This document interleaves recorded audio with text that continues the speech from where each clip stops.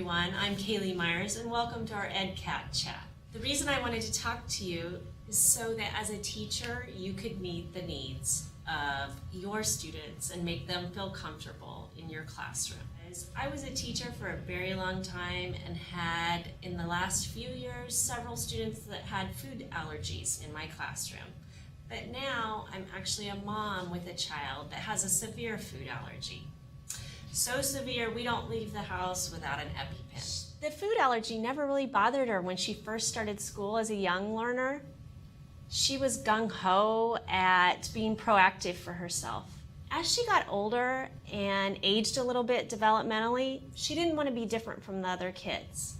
And now when I look back on my teaching and students that I had in my classroom that had food allergies, I worry, did I do anything to upset them and make them feel different? And so I want you to be aware of all of this so that that doesn't happen to you and you don't worry about past students either, because you're going to be well prepared.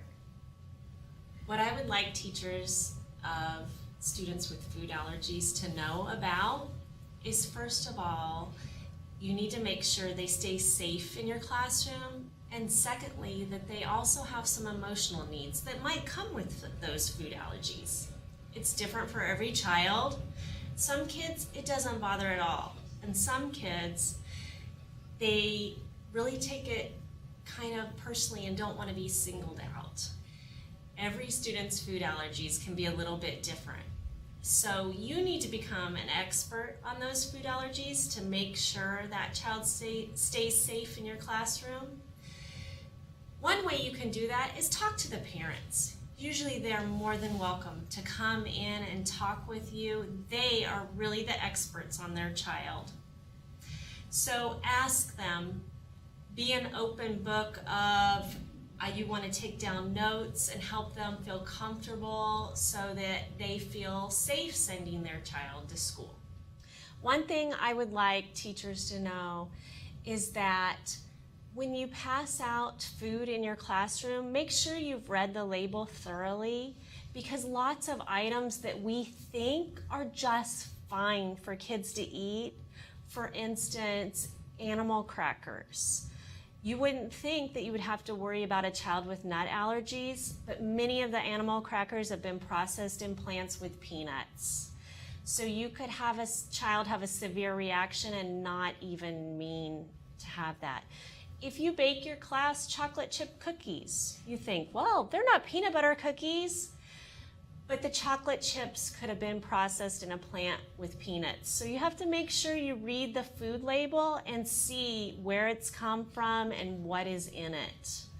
Saltine crackers, the same way. You would have no idea, but some packages of saltine crackers could be processed.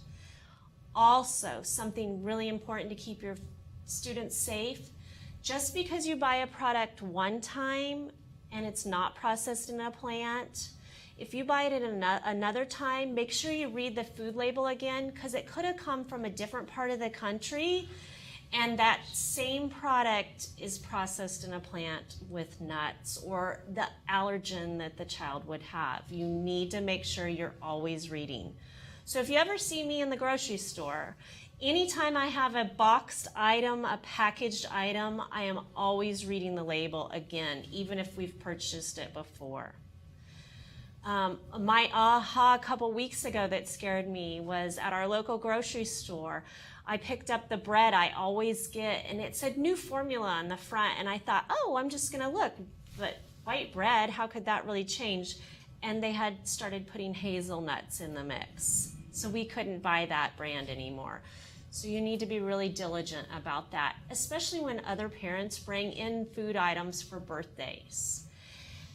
That is where I'd address it at the very beginning of the year and ask all parents, if you have a child in your room with allergies, to be conscientious of that and not just to rely on them reading the label at home, but tell them they need to bring the label to school, because that way, if you've made sure that you're an expert at reading the label and you've talked to the parents of the child with the food allergy and you know what to look for, you can make sure that child can participate and feel safe.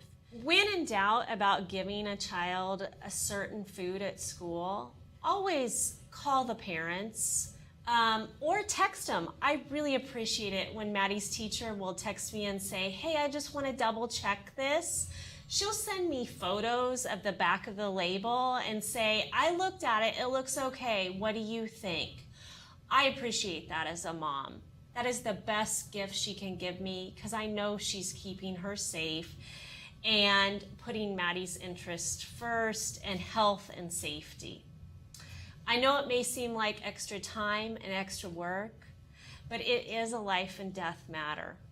So taking that seriously and putting in that extra little bit can help a child feel safe in your classroom, protected and loved by you.